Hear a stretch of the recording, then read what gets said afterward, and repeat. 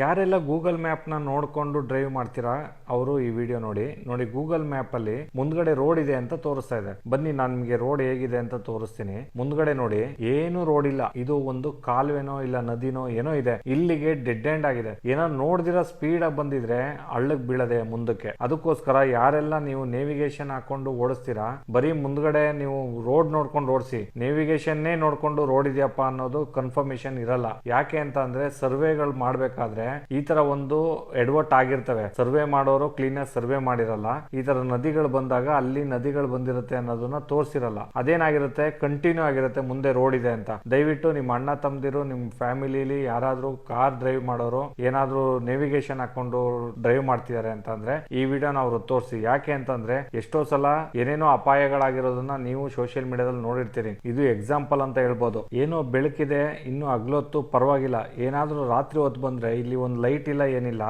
ಎಲ್ಲ ಡಾರ್ಕ್ ಆಗಿರುತ್ತೆ. ಏನ್ ಗತಿ? ಅದಕ್ಕೆ ನೈಟ್ ಡ್ರೈವ್ ಮಾಡೋರು ದಯವಿಟ್ಟು ಎಚ್ಚರಿಕೆಯಿಂದ ಡ್ರೈವ್ ಮಾಡಿ.